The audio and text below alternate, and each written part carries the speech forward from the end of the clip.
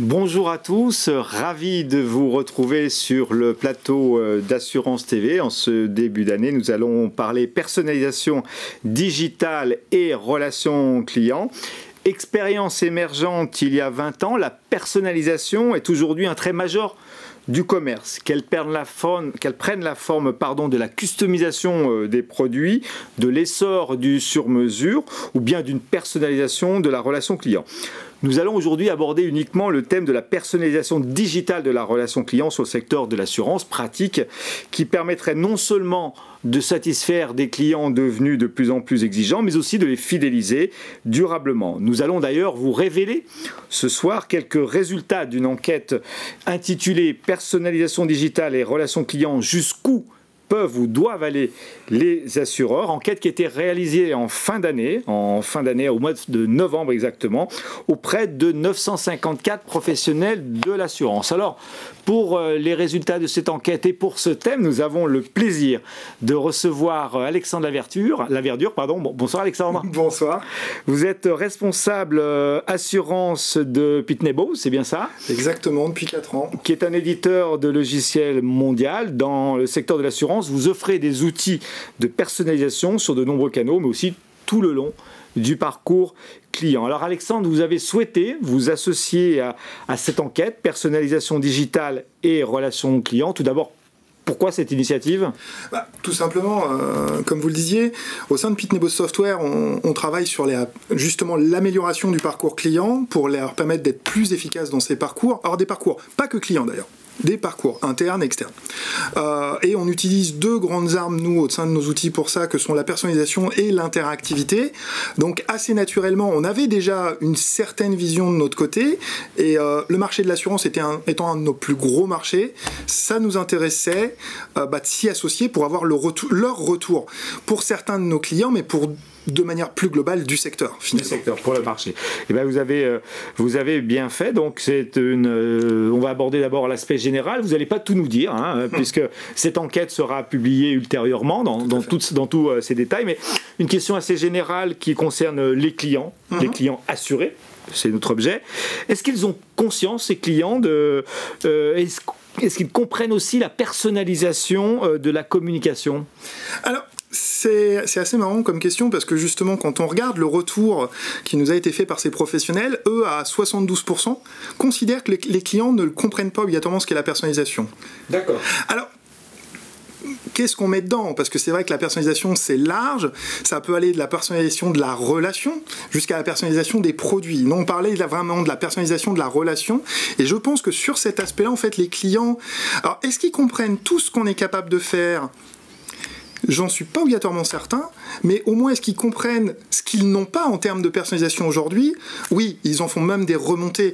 À ce niveau-là, c'est pas rare d'entendre un client nous donner comme exemple, quand je dois appeler un service, j'appelle avec mon numéro de téléphone qu'ils connaissent, et pourtant je dois encore me présenter à nouveau. Ou j'ai plein de produits chez eux, mais quand je les appelle, même après que je leur ai dit qui j'étais, il faut que je redétaille mes produits. Donc il y a un manque de personnalisation, en tout cas de leur perception.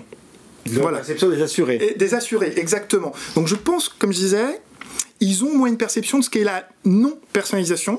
D'accord. Par contre, jusqu'où on peut aller dans la personnalisation ? Non, je pense qu'aujourd'hui, tout le monde est en train de le découvrir. Est-ce qu'ils aiment ça, les clients, la personnalisation ? Alors, oui, bien sûr qu'ils aiment ça à une très large majorité. Ils ont besoin d'être reconnus, de toute façon ? Alors, ils ont besoin d'être reconnus, puis ils ont l'habitude déjà, au travers de plein d'autres services en dehors de l'assurance, d'être reconnu et d'avoir du service personnalisé. Prenez certains grands distributeurs sur le web, ou justement qui sont connus pour leur qualité de service, et ce qui leur plaît, c'est que quand on arrive, on sait déjà quelles sont nos habitudes. Donc on va pouvoir nous proposer des choix qui correspondent à ces habitudes. Et c'est ça aussi qu'ils attendent. Et d'ailleurs, là-dessus, on se retrouvait avec les professionnels de l'assurance parce que 80% d'entre eux pensent aussi qu'aujourd'hui, les clients aiment ça. D'accord. Donc eux sont convaincus que de toute façon les clients aiment ça. Exactement. C'est une certitude. Par contre, derrière la personnalisation, il y a aussi quand même les datas, les données qui sont générées par le client. Est-ce qu'il n'y a pas un enjeu majeur dans la personnalisation de la relation client et cet enjeu n'est-il pas finalement les datas que cède ou que laisse le client dans ses usages d'Internet ou autres ? Ah bah complètement, parce qu'aujourd'hui si on veut personnaliser, encore faut-il avoir de l'information. Sinon, si on n'est même pas capable de m'appeler par mon prénom, la personnalisation va être difficile.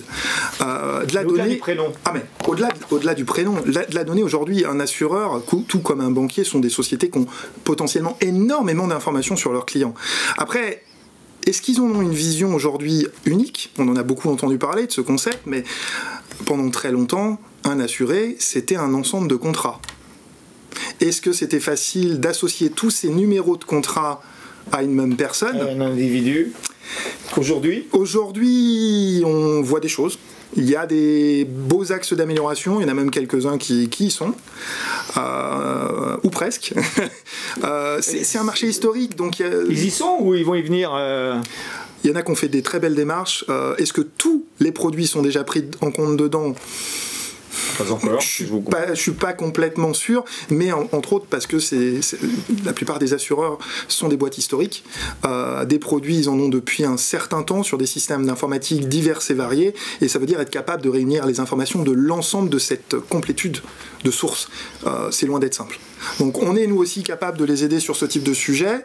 C'est d'autres de mes collègues qui s'occupent de cette partie-là chez nous, mais pour moi c'est un indispensable si on veut être capable d'avoir une relation personnalisée de qualité, de toute façon. Alors, les clients n'aiment pas la non-personnalisation, hein, vous l'avez évoqué Alexandre, les clients aiment la personnalisation. Maintenant, on va quand même aborder le fond du sujet, au-delà de la satisfaction client, l'intérêt d'avoir été reconnu, c'est le business, c'est le retour sur investissement de la personnalisation. Ça rapporte quoi concrètement, Alexandre, la personnalisation de la relation client en fidélisation et en conquête par exemple? Est-ce qu'on arrive à modéliser les retours sur investissement ou pas? Alors, il y a pas mal de questions dans celle-ci. Déjà, qu'est-ce que ça rapporte aujourd'hui? Alors, le point de vue à nouveau dans l'étude qui était intéressant, c'est que près de la moitié des assureurs considèrent que l'enjeu principal derrière la personnalisation, c'est la fidélisation. D'accord. Ça, c'est clair dans l'enquête? C'est très très clair dans l'enquête. On doit être à quelque chose comme 49%. Et après, on a deux autres éléments qui viennent compléter ça, que sont la conquête de nouveaux clients. D'accord. Et l'image de l'entreprise. Mais en mineur. En mineur, on doit être dans les 20 un tout petit peu plus, 28%, je crois. Pour, le gros enjeu, le gros ROI, c'est la fidélisation. C'est vraiment la fidélisation. Par contre, est-ce que c'est celui vraiment sur lequel ils ont accès aujourd'hui? Alors j'ai pas rencontré tout le monde personnellement, donc pour ceux que j'ai rencontrés, je suis pas si sûr que ça à nouveau. Je pense qu'il y a énormément d'actions sur l'acquisition de nouveaux clients et pas tant que ça sur la fidélisation aujourd'hui. C'est d'ailleurs, je pense, dommage parce qu'aujourd'hui les clients le demandent, les clients l'attendent. Et regardez un exemple dans un autre domaine, Netflix. Tout le monde connaît, même s'ils ne l'utilisent pas, ils connaissent, ils ont peut-être déjà vu. Aujourd'hui, on pourrait se dire qu'il y a tellement de choix quand on arrive sur un outil comme celui-là que c'est dur de se décider. Mais en réalité, cette plateforme va être capable, en fonction de mes choix précédents, de me conseiller dans les nouveautés qui sortent, ou dans même la pléthore de sources disponibles, ce qui pourrait m'intéresser parce qu'ils commencent à me connaître. Et limite, des fois, quand ils me proposent des choses, je me dis, mais comment ils ont fait ça? J'ai presque l'impression qu'ils me connaissent mieux que moi. C'est dur à dire, mais... C'est pas le cas des assureurs, pour l'instant en tout cas. Non, mais et si demain, mon assureur était capable, grâce aux informations qu'il a me connaissant, de me proposer des services qui peuvent être réellement intéressants pour moi, et dont j'avais même pas connaissance, soit qu'ils existaient, soit des avantages qu'ils pouvaient m'apporter. Je pense que j'aurais une vision différente aussi de ma relation avec mon assureur, finalement. Donc le grand bonus pour l'assureur, c'est la fidélisation. Oui. A contrario, si on ne personnalise pas la relation client, est-ce qu'on sait ce que ça coûte en manque à gagner? Alors, non, je pense qu'on ne sait pas encore ce que ça coûte. Mais on ne devrait pas le savoir, finalement Je pense qu'on devrait vite le savoir, mais dans la mesure, en plus, où les attentes des clients évoluent de plus en plus rapidement, s'ils ne peuvent pas interagir comme eux, ils le veulent, au moment où ils le veulent, et avec une démarche personnalisée... Ils vont partir? Je pense ils iront vers celui qui propose des services. Donc celui qui a le plus d'avance, ça risque de lui être profitable, clairement. Donc la dernière fois, par exemple, je laissais un message téléphonique avec une question sur la boîte vocale d'un call center après les horaires. Mais j'aurais adoré recevoir un SMS parce que vu que je l'avais appelé avec mon numéro qui est connu, mon numéro de mobile, qu'on puisse me dire « On a bien pris en compte votre message, Alexandre, on revient vers vous au plus vite ». et que limite, le lendemain, quand il y avait des gens à nouveau disponibles, quelqu'un me tienne au courant, alors plutôt peut-être par SMS à nouveau, parce que c'est le canal de choix que j'ai choisi dans mes critères de personnalisation pendant la journée. Que vous avez appelé ? C'était un assureur, ouais. C'est qui ? On n'est pas là pour ça. On n'est pas là pour ça ? Non, quand même. Mais c'était celui qui s'occupe de moi. D'accord, c'était bien ciblé. Alors, est-ce qu'on peut dire, alors cette personnalisation, elle a quand même un coût, hein, puisqu'il faut des outils, il faut des datas, il faut un certain nombre de choses. Est-ce que selon vous, Alexandre, on arrive à mesurer concrètement l'impact de la personnalisation, de la relation client, de la relation digitale, en cas de fidélisation ou même en mineur, en cas de conquête? Est-ce qu'on arrive à le définir, ça? Est-ce que les assureurs plutôt arrivent à le faire? Alors, ce que les assureurs nous ont dit, c'est qu'ils arrivent à mesurer, pour la moitié d'entre eux en tout cas, ils considèrent qu'ils peuvent mesurer les retours, en termes de retour sur investissement, des actions de personnalisation. D'accord. Et je pense que c'est vraiment bien le terme, des actions de personnalisation, pas de la personnalisation au sens large. C'est vraiment encore action par action, souvent menée par le service client, le marketing. Et je pense que c'est pas si simple finalement d'avoir une vision globale. Par exemple, tous les critères qui doivent être pris en compte. Qu'est-ce qu'on améliore finalement? Le taux d'ouverture des communications qu'on va leur envoyer, le taux de satisfaction des clients, parce que c'est quand même important, la réduction du nombre de départs, ou l'augmentation de... Donc il y a une multitude d'indicateurs. Exactement, donc quels sont-ils? On peut voir que la progression va être positive, par contre, est-ce que ça va tout changer du jour au lendemain? Non. Je pense que par rapport à la question précédente qu'on avait, où on se dit si on ne le fait pas, il risque de partir, je pense que le critère le plus évident risque d'être celui-là demain, pour certains. D'accord, donc ça peut être l'indicateur majeur en fait d'analyse des coûts de la personnalisation. En tout cas, nous aujourd'hui, on les aide aussi à analyser, bien entendu, mais on le fait plutôt campagne par campagne ou action par action avec eux. Il n'y a pas encore une vraie vision globale, même dans les actions qu'on a menées avec les assureurs qui nous ont fait confiance. Parfait. Alors, on va parler des outils maintenant. Je crois que dans votre enquête, il était aussi question des outils de la personnalisation. Qu'est-ce qu'on utilise? Quels sont les plus efficaces? Est-ce que vous avez des éléments de réponse à apporter à nos auditeurs sur ces outils de la personnalisation et sur l'efficacité de ces outils? J'aurais tendance à dire déjà le premier outil de personnalisation... C'est le téléphone, non? Alors, ça c'est un canal. Oui, c'est un canal.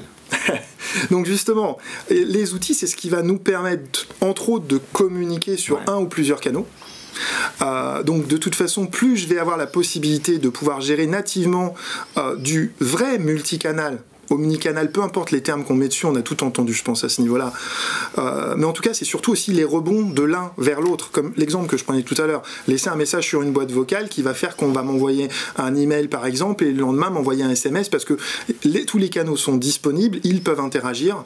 Et tout ça est rattaché à mon profil, à mes actions. On en revient assez rapidement aussi aux données, parce qu'à nouveau, je pense que dans ces outils, on a certes tous les outils de communication, mais derrière, on va retrouver la capacité à bien gérer les données, parce que si on ne les a pas, la personnalisation n'aura pas lieu d'être, ou ne sera pas efficace. Donc, et ces données, un des points qui peut être important, c'est la personnalisation des fois en temps réel. On prenait l'exemple chez un de nos clients dont on avait parlé, qui voulait relancer sur des factures impayées. Certes, mais si la personne, quand elle reçoit les informations entre les deux, elle a déjà été faire son règlement, la personnalisation va être très malvenue, du coup, si elle n'est pas faite.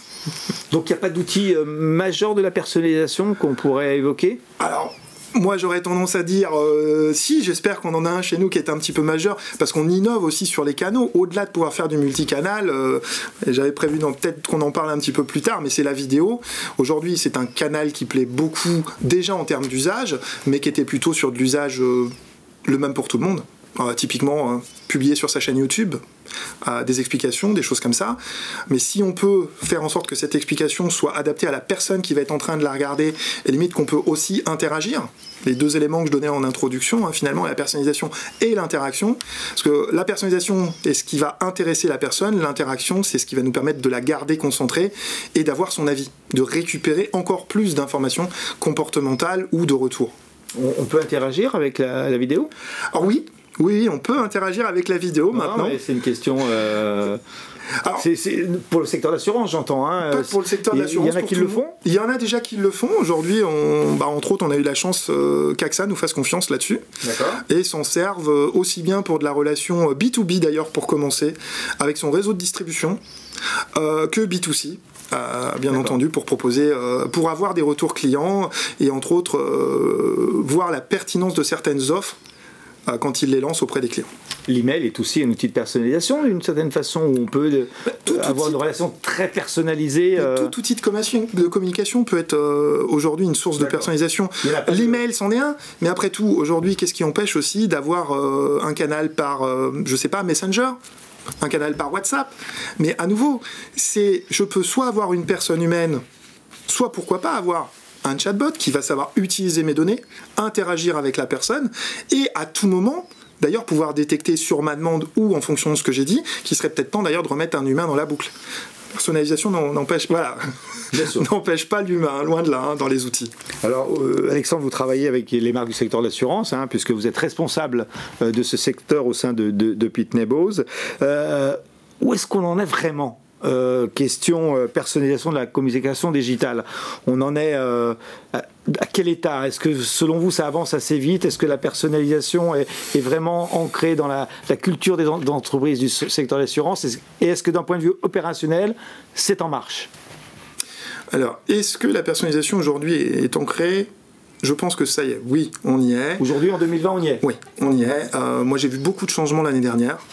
Depuis ces dernières années, en plus, on a vraiment des sociétés qui ont sorti même des services, des produits qui se personnalisent. Autant que faire se peut pour un produit d'assurance, hein, mais qui vont vraiment être adaptés, pas tant dans la communication que dans les produits. Donc, la personnalisation en tant qu'outil, aujourd'hui existe. Ça, c'est clair. Elle est vraiment connue. Est-ce qu'elle est vraiment poussée à son maximum et globalisé, je suis pas encore sûr. À nouveau, pourquoi? Parce qu'on en revient au fait que ce sont plutôt des actions qui sont effectuées ponctuelles par service. Il n'y a pas de stratégie globale de personnalisation de la relation client. Dans le discours, Alexandre. Oui, dans les actions. Dans les actions, j'entends. Alors peut-être que j'ai pas encore rencontré tout le monde. Donc, si quelqu'un le fait, je serais très intéressé qu'il me l'explique. Exactement. Donc, il y a une prise de conscience de la nécessité de personnaliser sa relation client, quel que soit le canal, vous l'avez très très bien précisé. Par contre, on est dans un mode plutôt ponctuel et spécifique pour un usage particulier, mais pas de stratégie globale. C'est ça votre diagnostic? Oui, tout à fait. J'avais encore, alors on citera pas non plus le nom de l'assureur, mais puisque c'est le même que celui de tout à l'heure, c'est le mien, il est dommage de, par exemple, d'avoir le call center, d'expliquer qu'on est content sur ce qu'on a, mais qu'on a une question complémentaire, et que du coup, c'est même bien d'avoir quelqu'un qui nous parle, et que pendant la conversation à ce call center, j'explique, par contre, sur un autre de produit d'assurance, entre autres celui de ma voiture, là, je suis pas super content. Ce qui est dommage, c'est que cette information, elle est restée au call center, elle est jamais arrivée jusqu'à quelqu'un qui me recontacte pour me proposer un produit. Donc l'information, elle est là, mais elle n'est pas toujours utilisée. C'est peut-être pour ça que la personnalisation ne va pas jusqu'au bout aussi. C'est pas qu'une question d'outil. Dans certains cas, il y a une ultra personnalisation très efficiente, et pour la même marque, dans d'autres cas, il y a zéro personnalisation, et qu'un client peut avoir les deux offres, et d'un côté avoir une relation ultra personnalisée, d'un autre côté une personnalisation inexistante. Et puis c'est ça. Oui, et puis je pense qu'il y a encore historiquement quelques silos en fonction des services. Je vois pas ce dont vous voulez faire. Qui font des fois certaines informations arrivent, mais ne sont pas redistribuées. On va le dire comme ça. Elles sont stockées. Mais elles sont stockées, sûrement.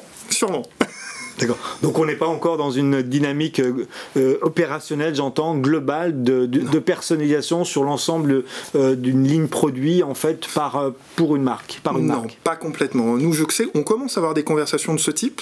Avec des marques, mais j'ai pas encore vu un projet complet mis en place, en tout cas dans l'assurance. Dans d'autres secteurs d'activité, oui, c'est des choses qui sont déjà en place, voire pas depuis l'année dernière, depuis avant même. Prenons le secteur du retail, aujourd'hui est très en avance là-dessus, et je pense que c'est aussi ce qui est intéressant des fois, c'est de pouvoir se rendre compte de ce qui est fait ailleurs, pour une raison toute simple, c'est que notre client assuré, il a potentiellement ses interactions avec d'autres types de marques dans d'autres domaines.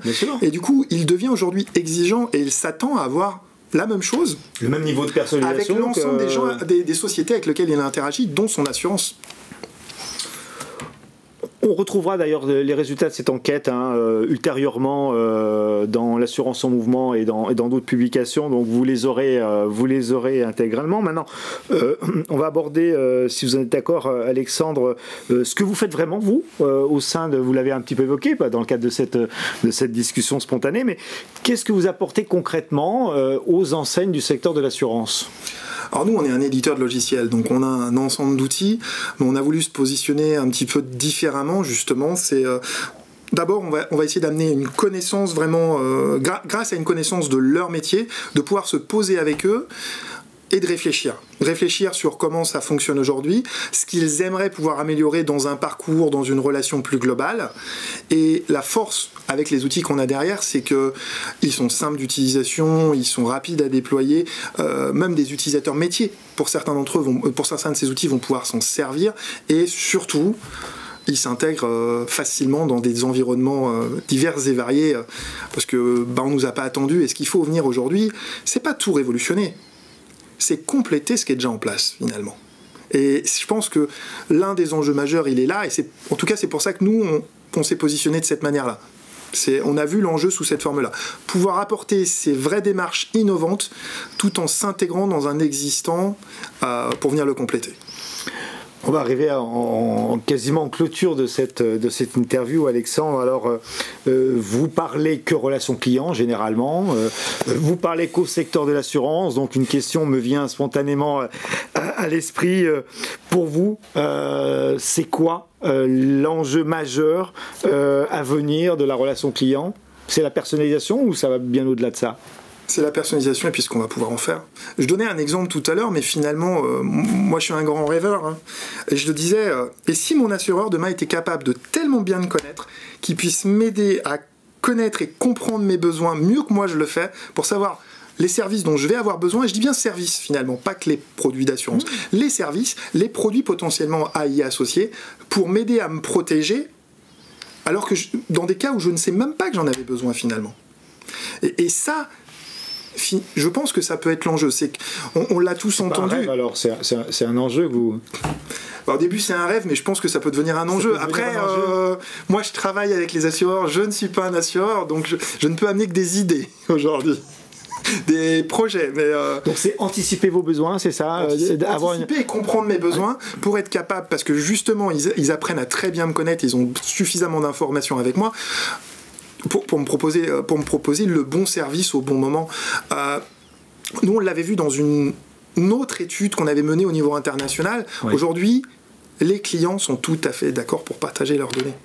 On a entendu plein de choses dans l'autre sens, mais non, ils sont d'accord. Je crois qu'on avait ça plus dépend de 4... à quoi on les utilise. Exactement, du moment que le prestataire est un prestataire de confiance et qu'ils comprennent ce que ça va leur apporter comme avantage ou plus-value. À partir de ce moment-là, ils sont prêts à partager énormément d'informations. Donc il n'y a plus qu'à. Alors on est encore au mois de janvier. Qu'est-ce qu'on peut souhaiter aux assureurs dans la personnalisation de la relation client pour terminer ce plateau, Alexandre ?